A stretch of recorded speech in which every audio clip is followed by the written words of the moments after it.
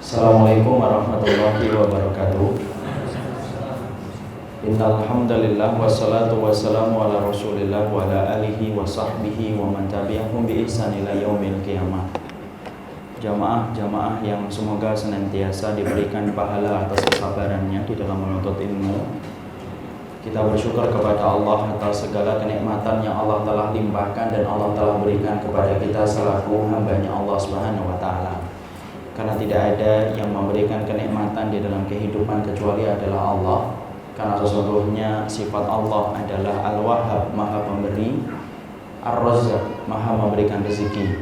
Itulah yang menjadikan tulang belulang kita mampu tegak berdiri di dalam kehidupan kita di dunia, disebabkan bukan karena kehebatan kita, tetapi sesungguhnya tulang belulang kita mampu berdiri menikmati hidup disebabkan karena kekuatan dan kenikmatan yang Allah limpahkan kepada kita selaku hamba-Nya. Tentunya kita harus memperhatikan jeli. Kenikmatan itu kalau kita perhatikan terbagi menjadi dua. Ada kenikmatan yang hanya bersifat sementara di dunia, yaitu adalah kenikmatan di dunia. Itu adalah kenikmatan sementara yang pasti kita akan tinggalkan. Maka sesungguhnya kita bersyukur di dalam masalah kenikmatan ini. Tetapi juga kita bukan hanya bersyukur dalam kenikmatan yang bersifat sementara. Ada kenikmatan yang kedua yang senantiasa wajib kita syukuri, yaitu adalah kenikmatan yang menjadi kunci membuka kenikmatan besar di akhirat.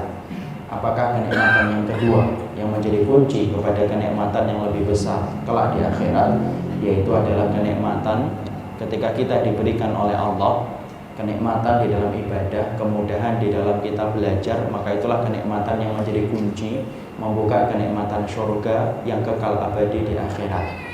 Inilah yang senantiasa kita harus pahamkan. Kita harus memperbesar pandangan kita. Kenikmatan jangan hanya disyukuri pada kenikmatan yang bersifat sementara, tetapi sesungguhnya syukurilah kenikmatan yang besar yang menjadi kunci pembuka pada kenikmatan kelak di akhirat, yaitu kenikmatan ilmu dan kenikmatan untuk beramal salih. Jamaah yang semoga Allah rahmati dan Allah berkahi, bahwasanya dalam kesempatan hari ini harusnya kita membahas tentang mulai kajian perdana tentang Tazkiyatun Nufus yang disusun oleh Syekh Ahmad Farid Hafidhahullah Ta'ala. Tetapi dalam kesempatan kali ini karena masih banyak ikhwan-ikhwan yang belum mendapatkan buku karena pemesanan ternyata kosong di percetakan, dan pula disebabkan karena kondisi waktu yang molor dari waktu yang telah ditetapkan, makanya dalam kesempatan kali ini kita akan mencoba untuk mengganti tema dengan tema yang lain yang insya Allah juga sama bermanfaat dan juga sama memberikan faedah, tanpa mengurangi niatan kita untuk mempelajari kitab Tazkiyatun Nufus yang insya Allah semoga 1 bulan ke depan kita sudah memiliki kitabnya. Antum tinggal membuka lembaran, saya menyampaikan sesuai dengan apa yang Allah fahamkan kepada saya, insya Allah. Jadi dalam kesempatan kali ini kita akan menyambut satu tema sederhana tetapi penting, yaitu adalah bagaimana kita menyambut Ramadan sesuai dengan nasihat-nasihat yang disampaikan oleh para ulama-ulama dari kalangan salafus salih ketika mereka menyampaikan kepada kita apa yang harusnya kita kerjakan ketika kita memasuki bulan Ramadan. Ikhwan yang semoga Allah rahmati dan Allah berkahi, tentunya kita paham beberapa waktu lagi kita akan memasuki bulan Ramadan. Ya, tentunya kita tidak bisa memprediksi kapan tepat waktunya, karena Ramadan itu tidak pernah mampu kita prediksi secara tepat, kecuali kita harus menunggu bagaimana ru'yah untuk melihat hilal. Karena kita sepakat bahwasanya memulai Ramadan tidak pernah para salafus salih beriktimat, bersandar kepada hisab, tetapi mereka selalu bersandar kepada ru'yah. Sebagaimana Rasulullah SAW mengatakan, sumu li ru'yatihi, maka puasalah kalian ketika kalian itu melihat hilal. Maka sesungguhnya itu tinggal beberapa hari lagi kita akan memasuki sebuah bulan yang penuh dengan keutamaan. Kalau kita sudah membicarakan Ramadan, maka kita seakan-akan membicarakan matahari di antara bintang-bintang di langit. Kalau kita sudah membandingkan antara matahari dan bintang, tidak akan pernah sama, karena kedudukan matahari menenggelamkan kekuatan cahaya yang dimiliki oleh bintang, karena matahari itulah yang paling bersinar dan paling cemerlang. Sama ketika kita membicarakan Ramadan, di antara 11 bulan lainnya yang Allah gulirkan dalam kehidupan kita dalam setahunnya, maka sesungguhnya keutamaan Ramadan sebagaimana keutamaan matahari dengan bintang-bintang yang ada di langit. Makanya tidak mengherankan kalau kemudian para salaf, dari para sahabat, para tabi'in dan para tabi'ut tabi'in, sampai mereka ketika mengetahui keutamaan besar yang dimiliki oleh Ramadan, sampai mereka mempersiapkan kedatangan Ramadan 6 bulan sebelum datangnya Ramadan.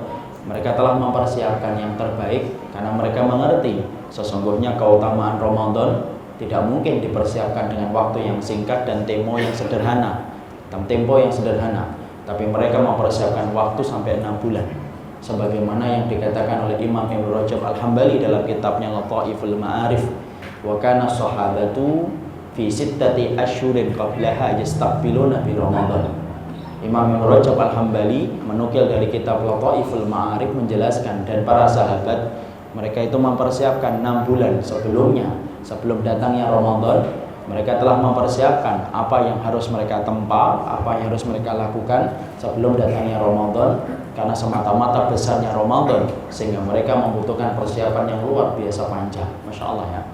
Inilah bedanya kita dengan para salafus salih. Kalau kita kemudian rata-rata mengetahui Ramadan itu kapan?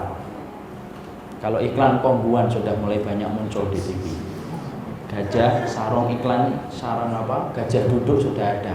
Dan yang paling penting sirup marjan. Itu kemudian barulah kemudian kita, oh mau Ramadan ini, Masya Allah. Semoga Allah mengampuni kita ketika kita belum mampu mengikuti para salafus salih, tapi semoga kecintaan kita kepada para salaf menjadikan kita dikumpulkan dengan mereka. Tapi disinilah kita mengetahui, Masya Allah, ternyata itulah bedanya kita dengan para salafus salih, bahwasanya mereka mempersiapkan 6 bulan sebelum datangnya Ramadan. Mereka telah mempersiapkan yang terbaik sebelum datangnya Ramadan. Kita harusnya paham kenapa sih Ramadan begitu utama. Kalau kita menjelaskan satu persatu, keutamaan Ramadan akan panjang, ikhwan. Sebaiknya antum membaca kitab para ulama ketika mereka menerangkan tentang Ramadan. Tapi setidaknya saya akan menyampaikan 2 keutamaan yang antum harus pahami. Kenapa Ramadan itu layaknya matahari dibandingkan bulan-bulan yang lainnya, sebagaimana matahari dibandingkan dengan para bintang. Maka setidaknya 2 keutamaan Ramadan. Yang pertama, karena sesungguhnya Ramadan dinamakan, atau sesungguhnya Ramadan, amalan yang dilakukan di bulan Ramadan, apabila amal itu betul-betul diterima oleh Allah melalui standar ikhlas dan ittiba yang benar, maka sesungguhnya sebuah amal yang diterima di bulan Ramadan, antum tidak pernah tahu berapa kali Allah melipat gandakan amal tersebut. Kenapa? Allah merahasiakan berapa kali Allah melipat gandakan amal yang diterima di bulan Ramadan. Kenapa? Syekh Utsaimin hafizahullah ta'ala rahimahullah ta'ala berkata, tidaklah Allah merahasiakan berapa kali Allah melipat gandakan amal di bulan Ramadan, li'adhamil jaza min dalika, karena besarnya pahala yang Allah berikan kepada orang yang beramal. Kalau dia ikhlas dan ittiba, maka amal itu betul-betul besar Allah lipat gandakan, di mana kelipatan itu tidak ada yang tahu kecuali Allah. Padahal kalau antum perhatikan ikhwan, kalau antum perhatikan jeli, rata-rata Allah ketika memerintahkan kita terhadap satu perintah, Allah itu selalu terangkan detail balasannya. Ketika antum diperintahkan untuk sedekah, Allah terangkan detail balasannya 700 kali lipat. Ketika antum diperintahkan untuk zikir di waktu sore, Allah terangkan membebaskan 4 budak. Ketika antum kemudian diperintahkan untuk membaca Quran, antum diberikan 10 kebaikan dalam setiap hurufnya. Man qara'a harfan min kitabillah falahul hasanah wal hasanatu bi asyri amsalihha. Ketika antum salat syuruq, maka kemudian antum diberitahukan oleh Allah salat syuruq itu sepadan dengan umrah secara sempurna. Rata-rata setiap amal ketika diperintahkan oleh Rabb yang kita sembah, Allah selalu detail ceritakan dan sampaikan berapa kali Allah melipat gandakan amal ketika dikerjakan. Tapi kalau kita perhatikan Ramadan, hadis qudsi, Allah berfirman, was-saumu li wa ana ajzi bihi. Sesungguhnya puasa itu hanyalah untukku, wa ana ajzi bihi, dan akulah yang akan menggantinya langsung. Tetapi Allah tidak pernah cerita diganti berapa, 700 kali lipat, Allah tidak sampaikan.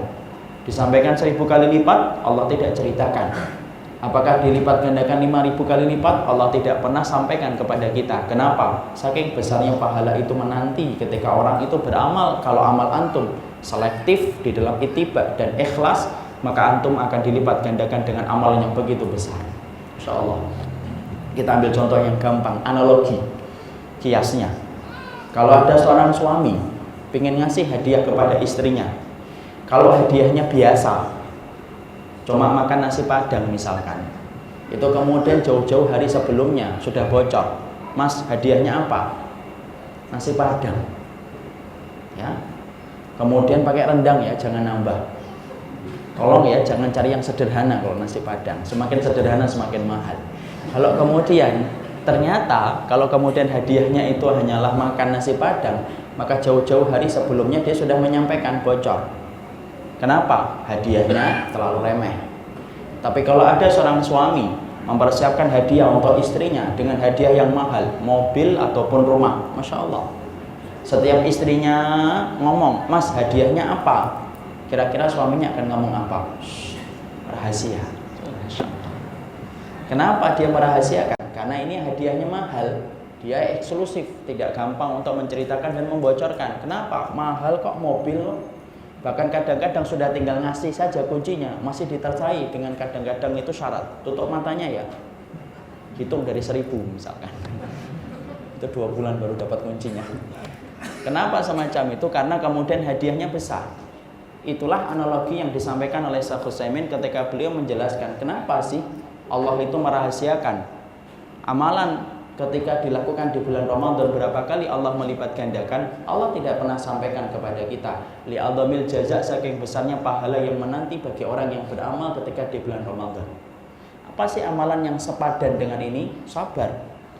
Makanya Allah berfirman dalam Az-Zumar ayat yang ke-10, innama yuwaffas sabiruna ajruhum bighairi hisabin.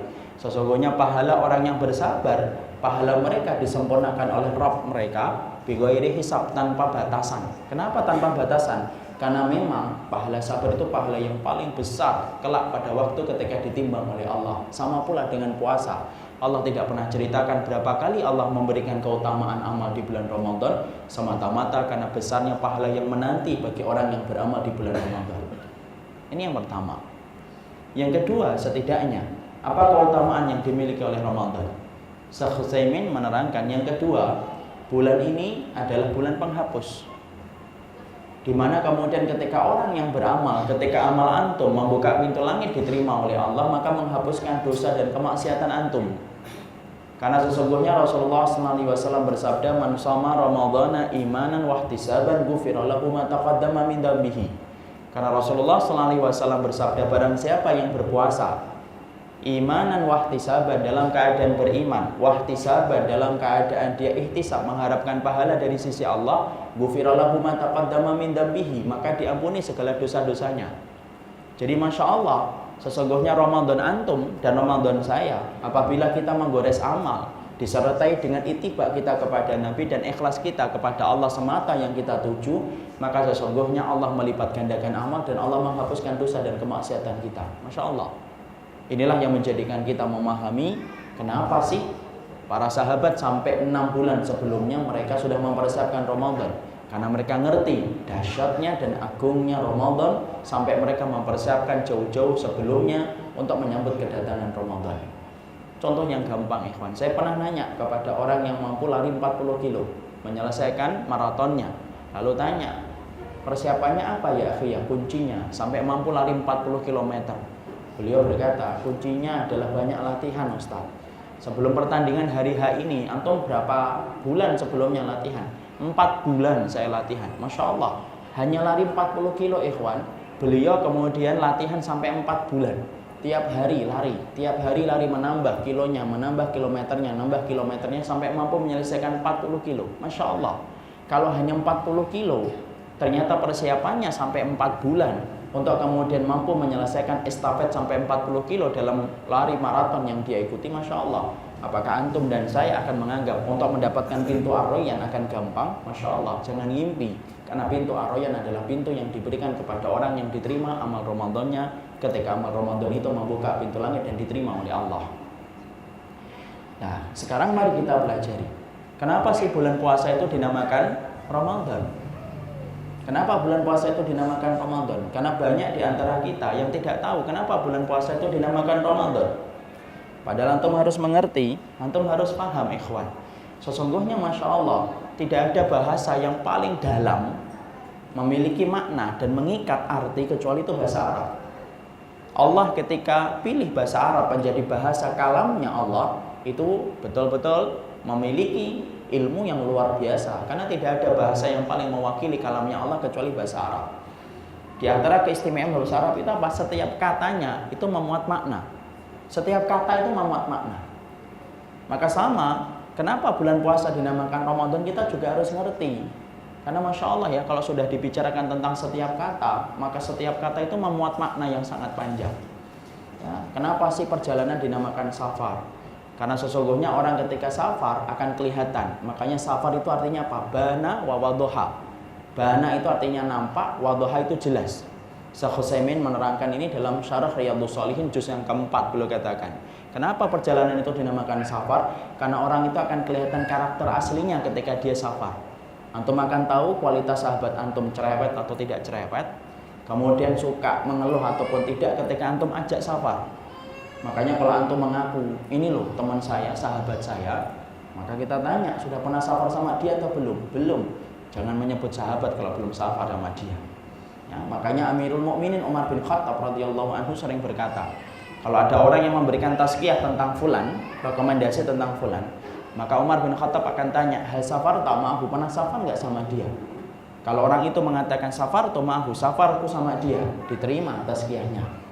Tapi kalau kemudian Umar bin Khattab mengatakan saya tidak pernah safar sama dia, kadzabta, kamu bohong, kamu belum tahu sahabatmu sampai kamu safar bersama dia. Insyaallah ya. Dinamakan dunia. Kenapa dinamakan dunia? Karena rendahnya. Makanya Masya Allah dunia ini rendah dibandingkan dengan surga yang tinggi yang nanti Allah ciptakan seluas langit dan bumi.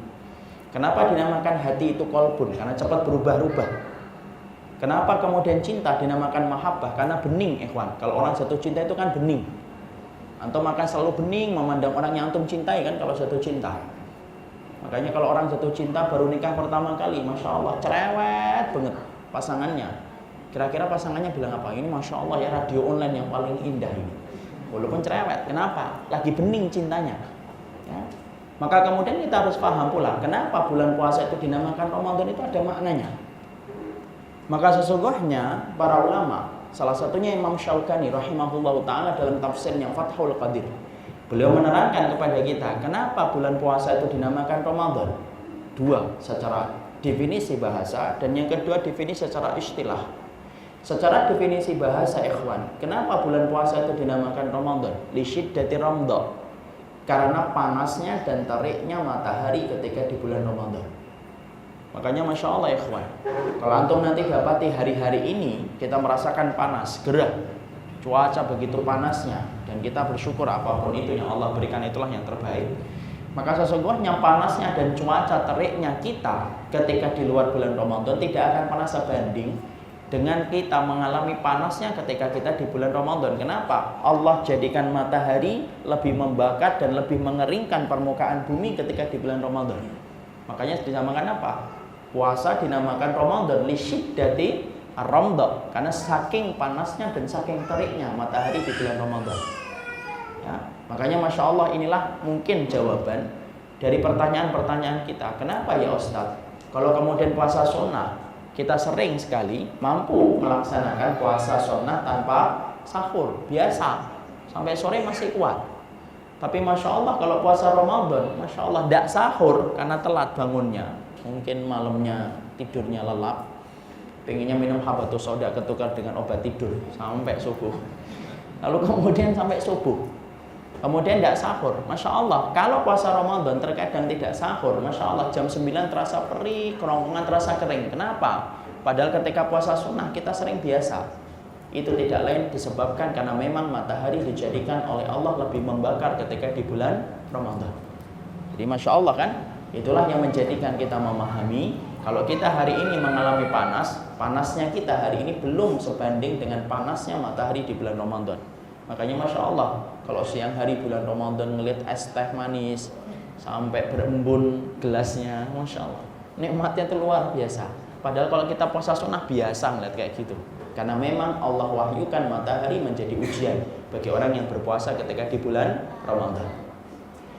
Yang kedua, kenapa dinamakan bulan puasa itu adalah Ramadan? Li'annahu yarmudus sayyiati bil hasanat. Dinamakan bulan puasa itu adalah Ramadan karena bulan itu yarmud. Apa itu yarmud? Yarmud itu membakar, menghapus sayyiat. Sayyiat itu keburukan, bil hasanat, dengan kebaikan. Inilah menjadi dalil pula, orang yang melakukan keburukan maka harus mengganti dengan kebaikan untuk menghapuskan keburukannya. Maka sesungguhnya Ramadan merupakan kebaikan yang paling cepat menghapuskan dosa dan kemaksiatan. Yarmud, dari kata Ramadan yarmudu. Ramadan yarmudu itu membakar, menghanguskan. Apa yang dihanguskan? Bukan kebaikan, tetapi yang dihanguskan itu adalah kemaksiatan dan dosa yang dilakukan oleh manusia. Jadi Masya Allah, itulah yang kemudian dinamakan dengan Ramadan.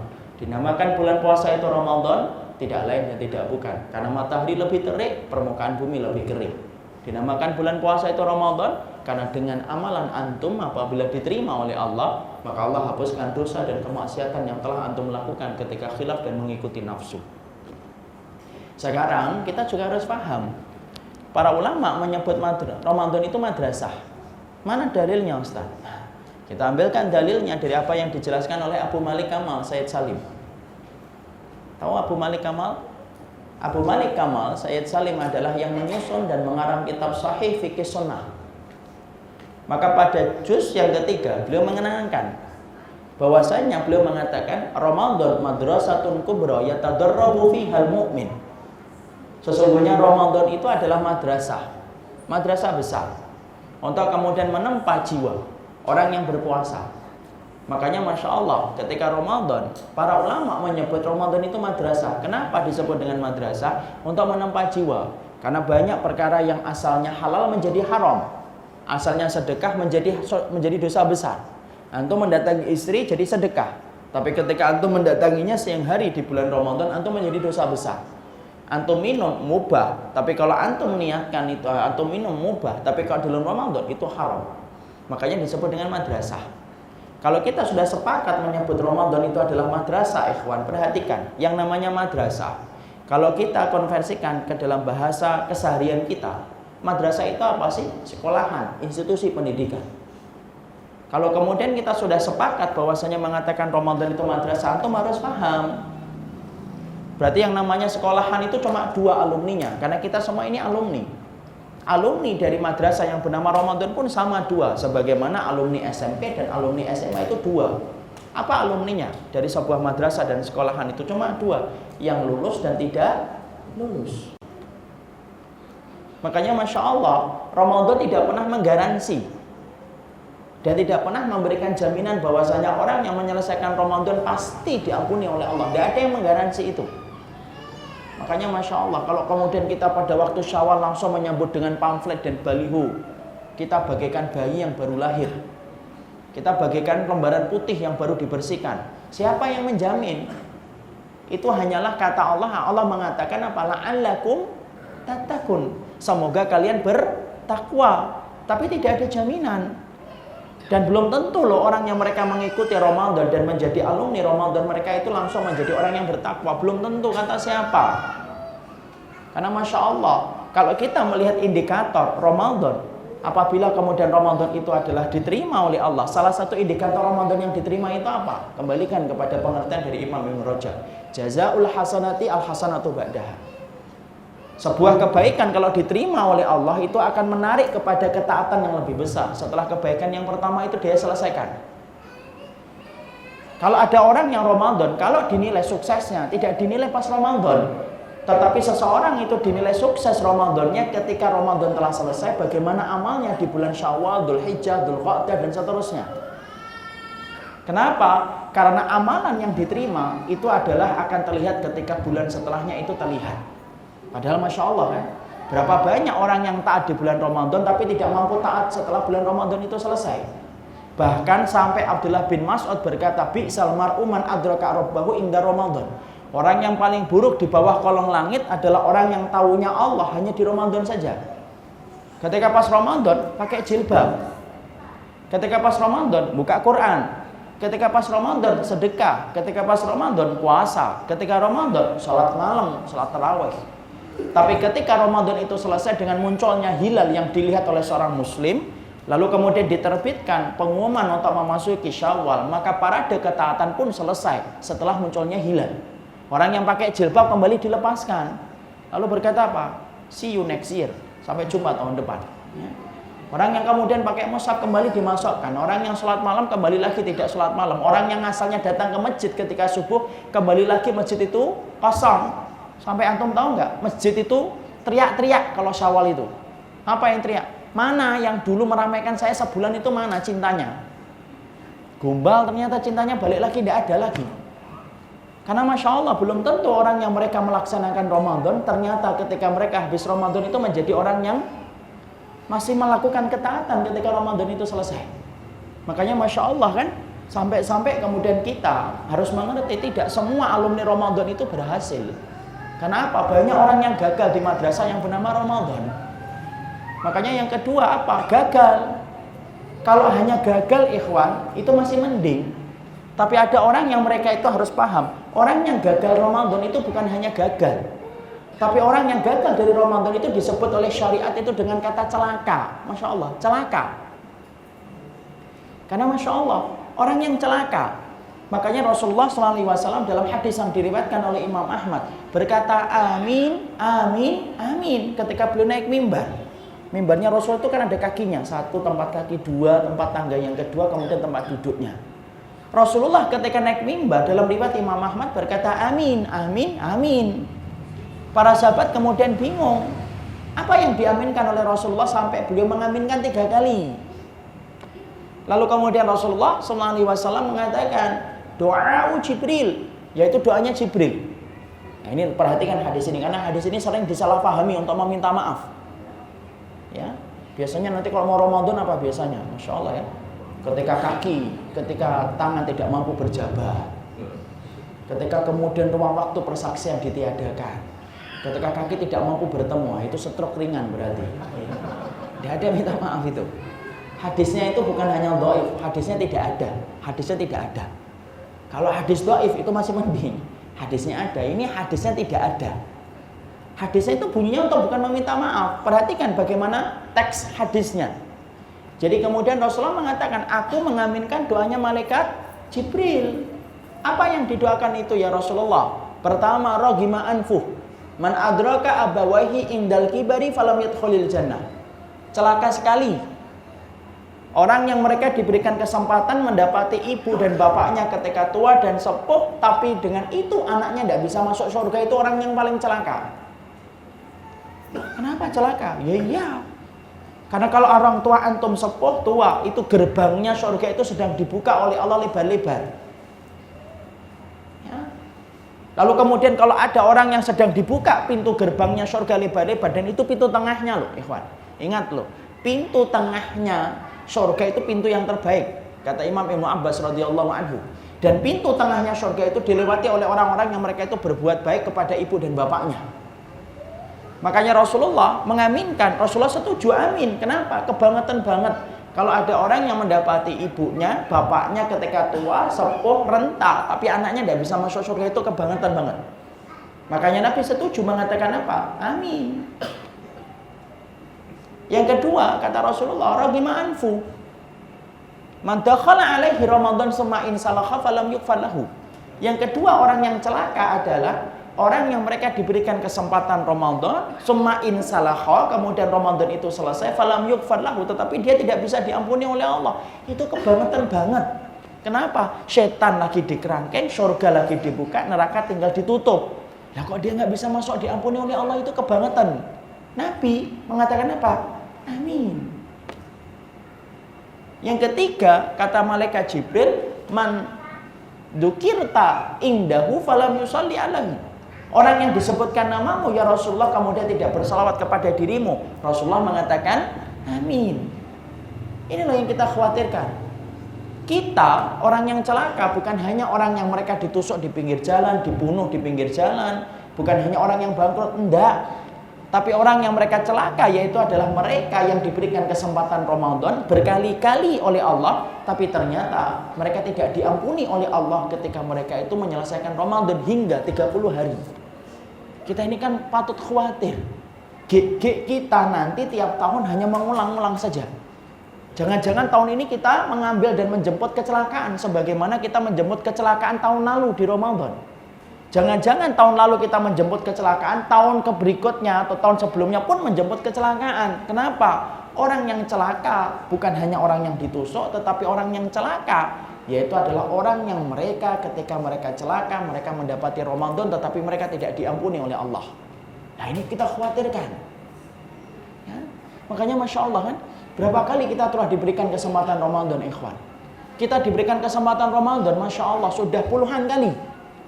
Kita ambilkan contoh, saya umurnya 37 tahun. Kalau saya balik umur 13 tahun, 12 tahun, berarti saya ini sudah diberikan kesempatan oleh Allah mengikuti Ramadan. Masya Allah, itu berarti 25 tahun. Kalau kita tarik ke sekolah umum 25 tahun, Masya Allah, kita ini sudah layak disebut sebagai doktor Ramadan. Antum-antum yang rambutnya sudah beruban putih, harusnya kemudian disebutnya dengan Profesor Ramadan. Tapi Masya Allah, apakah jaminan orang yang paling banyak makan bangko Ramadan menjadi orang yang kemudian paling maksimal di dalam ketaatan? Belum tentu. Karena ternyata apa? Belum tentu orang yang mereka menyelesaikan Ramadan menjadi orang yang paling maksimal di dalam ketaatan. Ada orang yang puluhan tahun dia mengikuti Ramadan, tetapi dia menjadi orang yang celaka di hadapan Allah setiap tahunnya mengulang kecelakaan. Dan kita harus paham, orang yang celaka ini lebih banyak atau lebih sedikit? Lebih banyak. Makanya sampai Nabi mengatakan apa? Rubba shaimin laisa lahu min haddis yamihi illa ju' wal atas. Berapa banyak orang yang mereka berpuasa, tetapi mereka dari puasa yang mereka ikuti tidak mendapatkan apapun kecuali ju', yaitu adalah rasa lapar, wal atas, dan kemudian rasa haus. Dan Nabi menggunakan kata rubba, ikhwan. Apa itu bentuk hadis lain selain hadis tentang ini yang menggunakan kata rubba? Rubba kasiyatin ariyatin ma'ilatin mumilat. Rasulullah itu menggunakan kata rubba setidaknya selain masalah puasa. Dalam masalah apa? Berapa banyak orang yang mereka berpakaian tetapi telanjang, lenggak-lenggok mereka. Dan Nabi mengatakan orang yang alumni yang gagal, yang celaka, itu mengatakan dengan kata rubba, saking banyaknya menggambarkan orang itu gagal di madrasah besar yang bernama Ramadan. Inilah yang menjadikan kita betul-betul kemudian mawas diri. Mawas diri. Bagaimana kemudian kita jangan-jangan kita nanti menjemput kecelakaan. Makanya kita berusaha betul, moga-moga kita bukan menjemput kecelakaan tetapi menjemput ketakwaan. Karena tidak ada yang kita inginkan kecuali adalah diterimanya amal Ramadan yang telah kita kerjakan dan telah kita lakukan. Nah sekarang mari kita bahas ya, apa nasihat para ulama yang sederhana tapi untuk mengingatkan kita ya, supaya kita paham bagaimana kemudian kita nanti ketika menjalani Ramadan. Syekh Utsaimin lalu menerangkan di antara pelajaran penting ketika kita ingin memasuki Ramadan itu apa? Yang pertama, al-i'dadu bil ilmi. Yang pertama, persiapan dengan ilmu.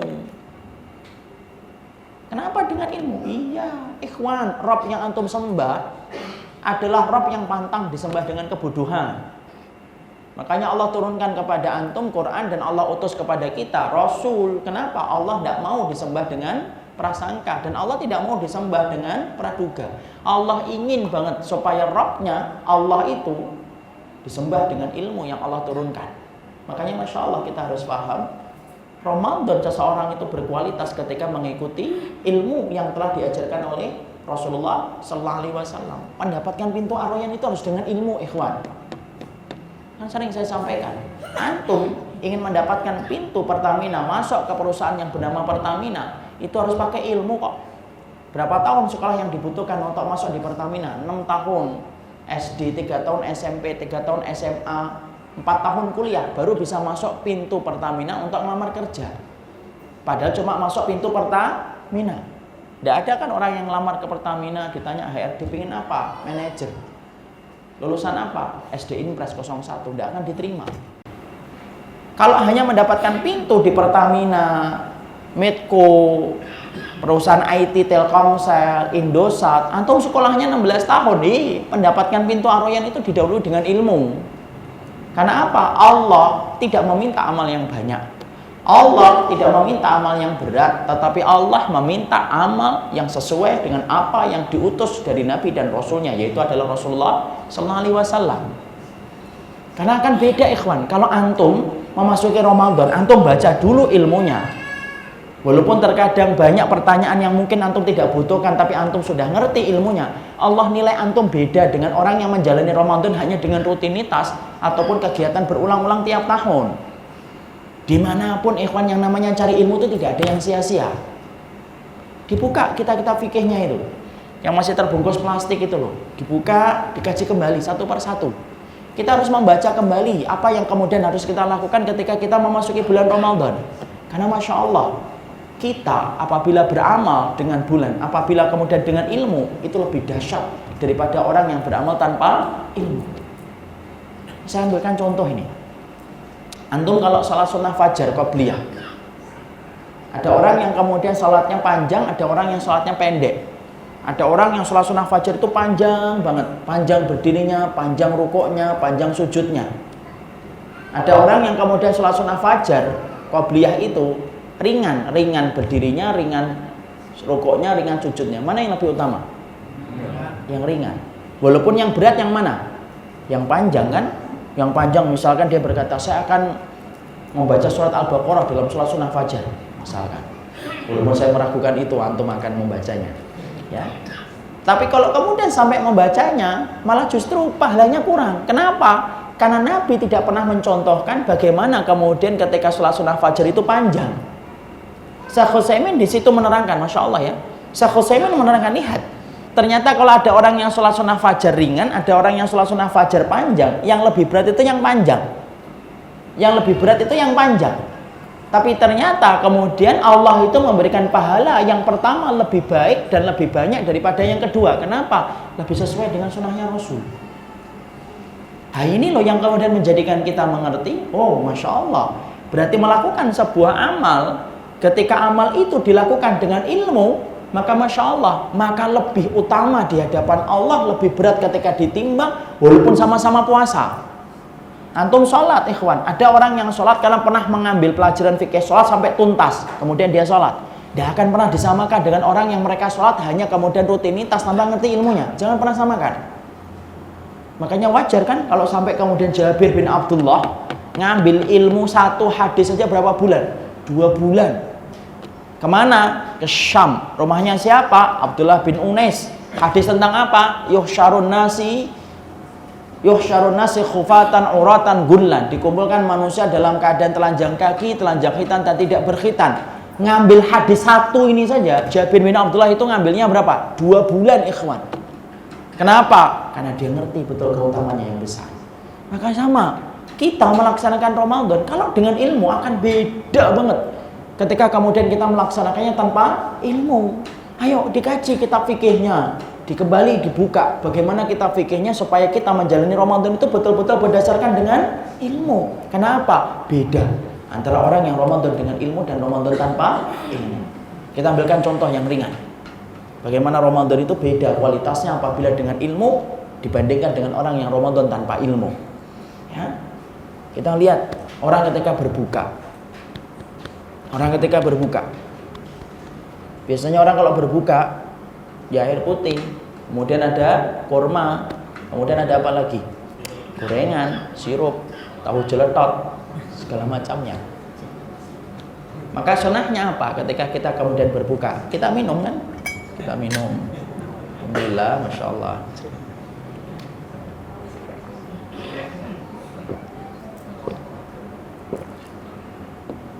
Minum. Sudah terdengar adzan. Terus kemudian apa doanya? Dhahabat dhama wabtalatil uruqu wasabatal ajru insyaallah. Kemudian sunahnya apa? Makan kurma. Kurma itu berapa? Ganjil. Kata siapa? 3. Ganjil. 1, 3, 5, 7, 9, Kalau mampu ya 17. Kalau kuat. Atau 21 kalau mampu. Tapi 1 atau 3 saja. Kemudian setelah itu biasanya apa? Orang kalau nggak ngerti, langsung dia. Yang laki-laki ambil peci, ambil kacamata, pergi ke masjid. Yang ibu-ibu langsung ngambil ini, dicuci. Karena yang namanya ibu-ibu kan nggak tahan kalau lihat kotor piringnya, kotor gelasnya. Katanya risih. Kalau laki-laki mah biasa. Ya. Kemudian apa yang salah Ustadz? Tidak ada yang salah. Tidak ada yang salah. Lalu terus apa? Kita ngambil contoh. Tidak ada yang salah. Tidak boleh disalahkan kalau kata kayak gitu. Kalau kita ngeliat kayak gitu. Tapi ada yang kurang. Apa yang kurang, ikhwan? Yang kurang adalah antum harusnya ketika habis minum, habis makan kurma, jangan buru-buru pergi, duduk sebentar, hadapkan ke arah Ka'bah, ngangkat tangan sebahu, lalu kemudian berdoa. Kenapa? Karena Masya Allah, itulah waktu yang mustajab. Ketika Nabi mengatakan salasu da'awatin mustajabatin la turaddu fi. Ada 3 macam doa yang tidak akan pernah tertolak di sisi Allah. Yang pertama, da'watul musafir, doanya orang yang safar. Makanya kalau sama orang yang safar itu nitip doa. Boleh. Ada sebuah riwayat Hasan ketika Nabi menitip doa kepada siapa? Umar bin Khattab. Nabi itu kalau ngomong sama Umar bin Khattab bagaimana? Ya ukhayya. Wahai saudara kecil tuh. Nabi itu Masya Allah ya. Nama itu menggambarkan cinta. Makanya Nabi saja kalau memanggil Aisyah kan beda-beda. Kadang-kadang memanggilnya siapa? Aisyah. Kadang-kadang memanggilnya Humairah. Kadang-kadang memanggilnya binti Siddiq. Dalam riwayat Tirmidzi, kadang-kadang memanggilnya disingkat Aish. Aisyah dipanggil menjadi Aish. Jadi kalau antum punya istri, singkatin akhi namanya. Boleh. Misalkan namanya apa?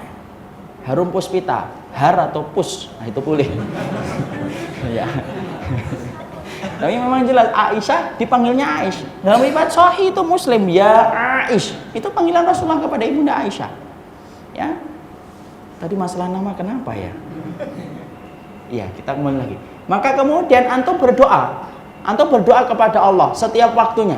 Maka kemudian ketika ada orang yang safar, antum minta doanya. Kenapa? Dia mustajab. Yang kedua, orang yang terdolimi. Orang yang terdolimi minta doa. Makanya kalau antum ada orang yang terdolimi, hibur dia. Tenang, sabar akhi. Tapi tolong doain saya ya. Itu ngambil kesempatan dalam kesempitan. Ya. Kemudian yang ketiga, da'watus shaim hina aftara. Doanya orang yang berbuka ketika dia berpuasa. Masya Allah ikhwan. Kalau kemudian sudah hari Ramadan, ketemu hari Jumat turun hujan. Masya Allah. Ya, dibungkus. Memang Padang Pak, nggak usah dibungkus. Berdoa yang banyak. Kenapa? Karena itu waktu yang mustajab. Coba kalau ada orang yang menjalani Ramadan tidak pernah dia kemudian mengkaji tentang masalah ini, membaca hadisnya tidak pernah. Apa yang terjadi? Dia setiap berbuka puasa kemudian langsung pergi, tidak pernah berdoa. Rugi atau tidak rugi? Rugi. Muspro kata orang Semarang, mubadir kata orang Arab. Kenapa? Allah sedang membuka pintu langit di mustajab doanya, tapi kemudian Masya Allah, dia kemudian akhirnya tidak memanfaatkan doa. Padahal doa merubah yang mustahil menjadi mustajab, merubah yang tidak mungkin menjadi mungkin. Itu doa ya. Jadi Masya Allah, manfaatkan itu. Beda kan kualitasnya Ramadan dengan ilmu dengan Ramadan tanpa ilmu. Ramadan dengan ilmu, tenang. Kalau ditanya kapan Ramadan? Ya 1 Ramadan. Kapan Ramadan? Nunggu ru'yah, selesai. Nah ini kan dihitung, tidak usah repot, susah, sulit. Nanti aja melihat ru'yah, kelihatan, puasa tidak kelihatan, digenapkan. Coba lihat-lihat, ada kan beberapa saudara yang kemudian kita nggak ngerti di mana itu, yang mereka menetapkan awal Ramadan itu dengan apa? Gelombang air laut. Saya bayangin tuh, Masya Allah, ngeliatin apa yang dilihatin gelombang air lautnya. Sampai mereka 4 hari, 5 hari sebelum kita Ramadan, mereka sudah Ramadan.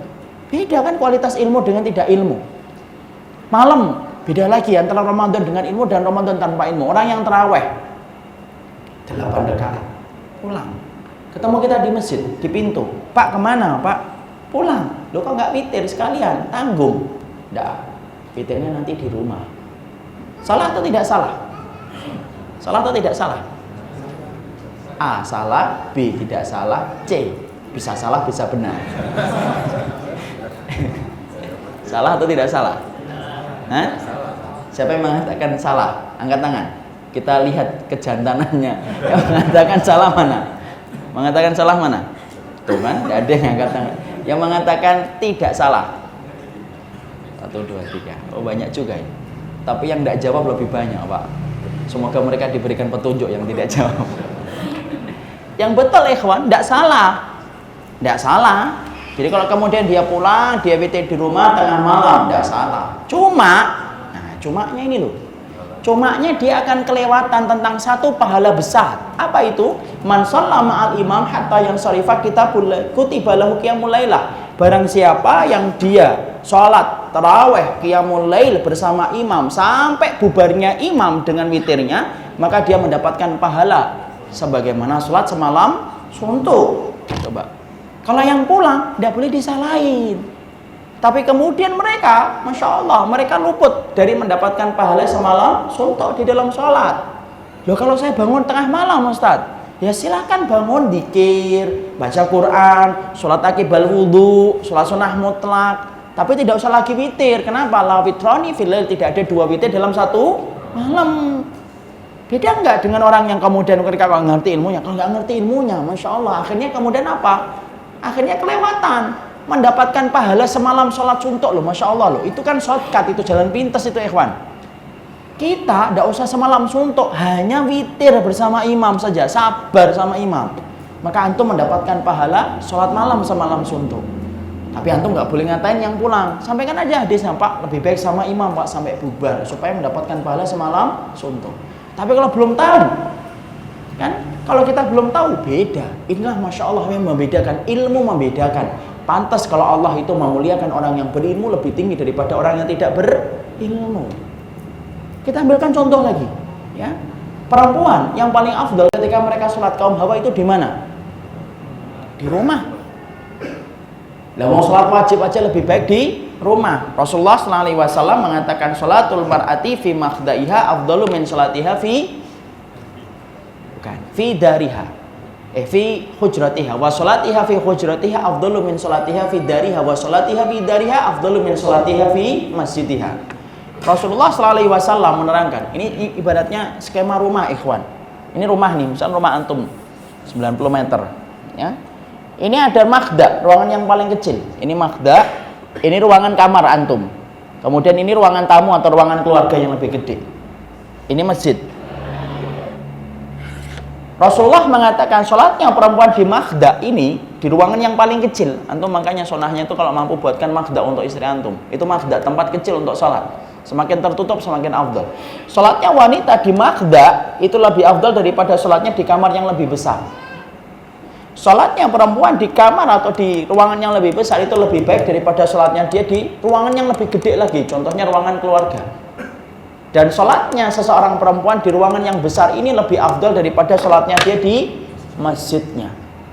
Dan sholatnya di masjidnya ini lebih afdal daripada sholatnya di masjidku ini, katanya Masjid Nabawi. Makanya kalau umrah, kalau ditanya mana yang lebih afdal, sholat di masjid atau sholat di hotel, tetap yang paling afdal di hotel bagi wanita. Ya, maka Masya Allah di sini kita melihat, berarti kalau wanita yang paling afdal di mana? Di rumah. Coba kalau wanita nggak ngerti, makanya kemudian mereka sampai 30 hari ketika mereka kemudian sholatnya itu di masjid. Salah atau tidak salah? Tidak salah. Tidak salah loh ya, katakan. Kalau istri antum meminta izin untuk sholat di masjid setiap harinya, maka tidak salah. Kenapa? La tamna'u ima Allahi anil masajid idasta'danakum. Jangan larang hambanya Allah untuk datang ke masjid kalau mereka sudah meminta izin. Tapi kalau ditanya mana yang paling afdal untuk mereka dalam pahala dan timbangannya kelak, ya Ustadz, yang paling afdal Rasulullah mengatakan di rumahnya itu yang paling afdal. Masya Allah. Ya. Tapi kalau kemudian istri kita, saya pengen deh sholat di masjid, nemenin kamu romantisme malam habis taraweh di atas sepeda motor, silahkan, tidak ada masalah. Ya. Saya pengen Ustadz kalau kemudian habis taraweh saya makan mie ayam, silahkan. Saya pengen ke masjid karena saya khawatir suami saya nikah lagi ketika habis tarawih. Silakan. Tidak apa-apa, silakan. Namanya contoh kan terserah saya. Misalkan saking khawatirnya istrinya kan gitu. Tidak apa-apa, tidak boleh dilarang. Tapi kita ngomong, Dek, Mi, Ma, yang paling afdal di rumah lo. Tidak apa-apa lah, Bi, sekali-kali. Ya sudah, monggo ayo sekali-kali. Silakan datang ke masjid, tidak boleh dilarang. Kalau sudah minta izin, tidak boleh dilarang. Kapan antum boleh ngelarang istri antum datang ke masjid? Kalau antum melihat banyak fitnah yang akan menggoda istri antum, Maka Masya Allah, tahan istri antum di rumah supaya tidak menjadi fitnah bagi laki-laki yang akan dilewati olehnya. Nah, jadi di sini kita memahami bahwasanya berilmu itu berbeda dengan orang yang tidak berilmu. Makanya Masya Allah, contoh lagi, antum ketika sepertiga malam, ikhwan hari ini, harusnya ini bagi thalibul ilmi tidak perlu terjadi. Orang sepertiga malam itu akhirnya apa? Kita ngerti kan, 24 jam yang Allah kasihkan kepada kita. Waktu yang paling mustajab itu kapan? Sepertiga malam yang terakhir. 24 jam Allah berikan waktu kepada kita, yang paling afdal itu sepertiga malam. Apa keutamanya? Innallaha tabaraka rabbuna yanzilu ila sama'id dunya hatta yabqa sulusal akhir. Sesungguhnya Rabb yang kita sembah, Rabb kita pada sepertiga malam yang terakhir turun ke langit dunia. Kemudian berfirman, siapapun yang meminta aku kabulkan, siapapun yang memohon aku penuhi. Masya Allah. Langit dunia itu mana? Langit yang antum saksikan kalau antum keluar dari rumah, langit itulah namanya langit dunia. Allah turun dari mana? Arsy-nya. Padahal arsy itu di langit yang ketujuh. Jarak antara satu langit dengan langit itu adalah 500 tahun. Tapi khusus pada sepertiga malam yang terakhir Allah turun. Allah kemudian berfirman, siapapun yang meminta kepadaku aku kabulkan, siapapun yang memohon kepada diriku aku akan berikan permohonan mereka. Masya Allah. Makanya Allah paling senang kalau sepertiga malam yang terakhir itu antum bangun. Antum tahu sifatnya penduduk neraka? Sifatnya penduduk neraka itu dua. Kalau malam kayak bangkai, kalau siang kayak singa. Maksudnya apa?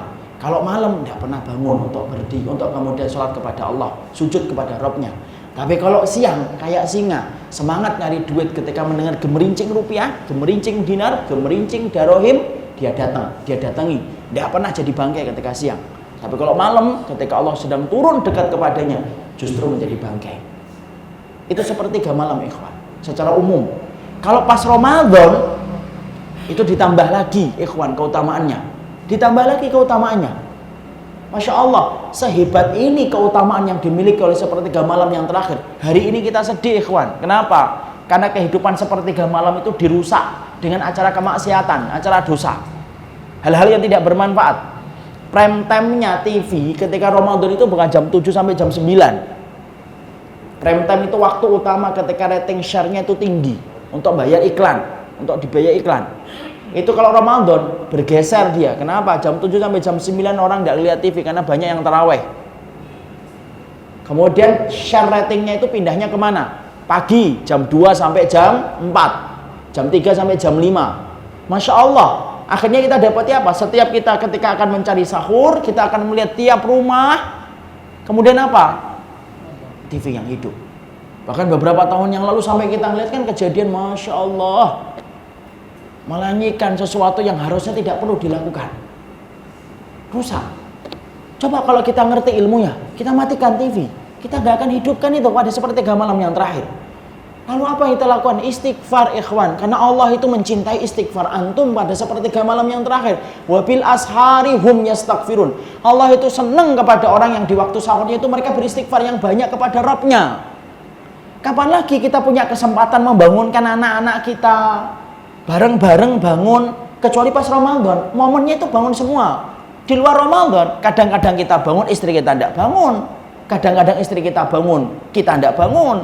Kadang-kadang suami istri bangun, anaknya tidak bangun. Tapi kalau pas Ramadan, Masya Allah, momennya orang itu bangun sampai anak-anak SD aja mau dibangunin. Kenapa? Karena mereka pingin sahur. Ayolah, kita matikan. Kita kemudian memperbanyak istighfar kita ikhwan. Kalau mengaji Ustaz, silahkan. Tapi yang paling afdal itu istighfar pada sepertiga malam yang terakhir. Sahabat tidak pernah ngaji sebelum subuh. Ya, mereka memperbanyak istighfar, mereka memperbanyak ibadah. Sudah, istrinya sambil masak astagfirullah, astagfirullah, astagfirullah. Kemudian kita baca Quran, suaminya nunggu. Ya, sambil kemudian kita beristighfar, matikan TV. Dan kita memperbanyak doa. Kenapa? Allah kabulkan permohonan yang dipanjatkan ketika sepertiga malam yang terakhir. Masya Allah, disitulah kita memahami ternyata kualitas Ramadan seseorang ketika disertai dengan ilmu persis dengan apa yang dikatakan oleh Syekh Utsaimin itu lebih bermakna daripada orang yang menjalani Ramadan itu tanpa ilmu.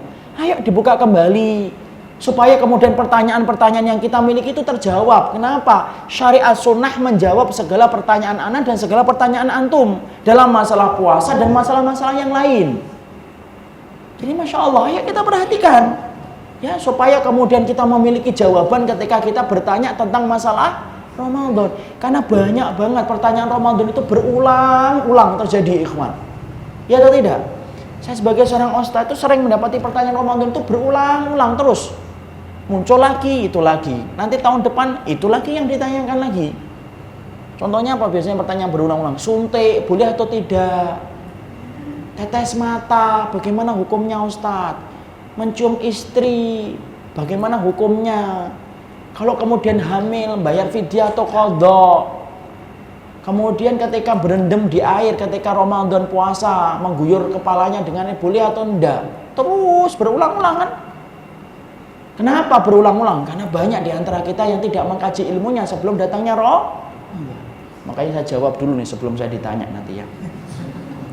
Harus paham nih. Harus paham dulu. Suntik, boleh atau tidak boleh suntik? Boleh? Boleh. Ketika kemudian suntiknya tidak ada kandungan kontennya gizi. Nah, kalau ada gizi tidak boleh. Kemudian kalau istri kita hamil, pendapat yang paling roji apa? Bayar qadha atau kemudian fidyah? Fidyah, sebagaimana dari Ibnu Umar dan Ibnu Abbas radhiyallahu anhu. Coba kalau mau bayar qadha, ikhwan. Kalau ada istri-istri yang walud, istri walud itu apa? Istri yang banyak anak kan kasihan. Tahun ini hamil, tahun depan menyusui. Tahun depan lagi hamil lagi. Tahun depan lagi menyusui lagi. Itu baru anak yang kedua. Tahun depan lagi hamil lagi. Tahun depannya lagi menyusui. Itu baru anak 3. Sudah 6 tahun dia utang puasa. Kemudian tahun depan lagi, Masya Allah anaknya 10, coba kan tiap tahun itu, ikhwan. Karena ada orang-orang yang mereka diberikan oleh Allah itu sifat walud. Apa sifat walud? Sifat subur. Ibaratnya tukar sandal aja hamil. Jadi kemudian kalau dia harus mengqadha, Masya Allah berat betul, ikhwan. Makanya kemudian pendapat yang lebih tepat adalah cukup membayar fidyah. Ya. Apalagi pertanyaan sering berubah nih, berulang-ulang. Mencium istri, mencium suami ketika Ramadan, boleh atau tidak? Boleh. Yang tidak boleh itu apa? Mencium istri tetangga, itu yang nggak boleh. Haram hukumnya. Mencium istri boleh. Cuma Imam Malik mengatakan makruh. Yang dimakruhkan Imam Malik itu siapa? Yaitu kalau kemudian pasangan baru muda. Nah itu makruh dia. Ketika baru sebentar nikah, kemudian Ramadan, nah itu makruh untuk mencium. Kenapa? Kata Imam Malik dimakruhkan karena dia dikhawatirkan tidak mampu menjaga seterusnya setelah mencium. Tapi kalau sudah lama, kayak antum 20 tahun, 15 tahun, tidak apa-apa insya Allah. Jadi kemudian, bagaimana lagi, pertanyaan lagi tentang masalah mengguyur kepala dengan air ketika waktu puasa. Boleh atau tidak? Boleh, karena Rasulullah SAW ketika panas, beliau mengguyur kepalanya dengan air. Jadi Masya Allah, disinilah kita paham, ayo kita gali kembali tentang persoalan, tentang masalah puasa. Karena banyak. Saya membaca fatwa. Bapak kalau membaca fatwa Lajnah Daimah, Masya Allah fatwanya itu macam-macam. Dan ternyata itu berkaitan tentang kehidupan kita sehari-hari. Fatwa Lajnah Daimah itu para ulama besar memberikan fatwa di situ. Salah satunya pertanyaan unik yang saya pernah dapatkan itu adalah, gimana kalau ada orang kerja di mana ketika puncak dia kerja sudah tidak kuat, tapi mau di mana? Maisahnya di situ. Kemudian yang bertanya memberikan contoh, yaitu orang yang kerja di lepas minyak, kilang minyak, yang kemudian ngebor itu. Nah, itu katanya ketika Ramadan itu kalau puasa beratnya Masya Allah. Dia menceritakan ada temannya yang sampai pingsan ketika puasa. Maka kemudian jawabannya adalah apa dari fatwa ulama? Kalau kemudian fatwa para ulama, kalau kemudian dia dalam keadaan yang semacam itu tidak kuat, maka kemudian dia boleh minum. Kemudian setelah minum, kemudian hilang kemudaratan dalam dirinya, puasa lagi.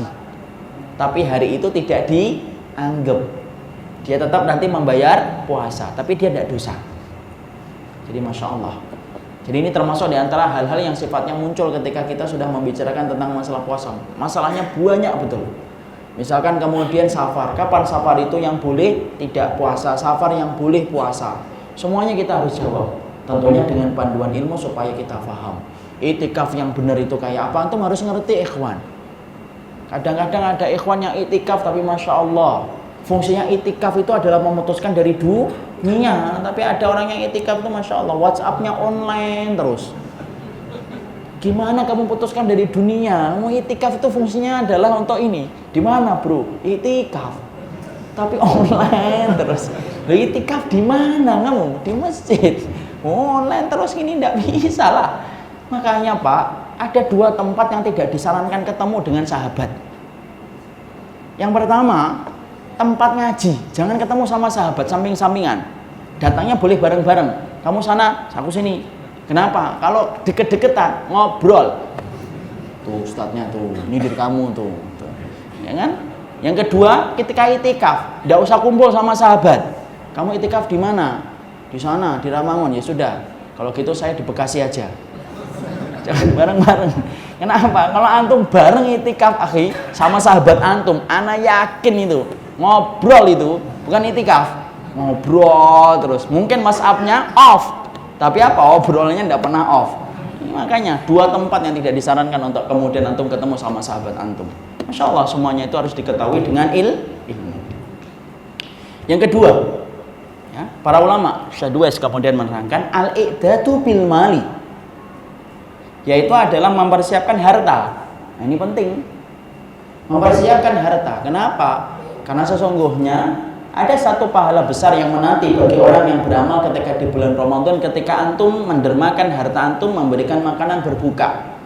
Man fattara shaiman kana lahu min ajri shaim wa la yunqasu min ajrihi syai'an. Barang siapa yang memberikan makanan berbuka kepada orang yang berpuasa, maka dia mendapatkan pahala itu tanpa mengurangi pahala orang itu ketika berpuasa. Masya Allah. Kapan lagi kita mampu menggandakan pahala kita ketika kita di bulan Ramadan, kecuali ikhwan, ketika antum memberikan makanan berbuka. Inilah saatnya mencuri, dalam tanda kutip, adalah amal. Kita mencuri amal, ikhwan. Kita mencuri amal. Karena sesungguhnya dengan kita memberikan makanan berbuka, maka kita akan mendapatkan pahala orang yang kita berikan makanan berbuka tanpa mengurangi pahala kita ketika berpuasa. Masya Allah. Kapan lagi antum punya kesempatan untuk mencuri amal? Ya, jadi kemudian kita berikan makanan berbuka itu. Ya, kita ambilkan contoh yang paling gampang. Kalau kita makan nasi bok Padang, itu kalau kemudian pakai telur 13.000.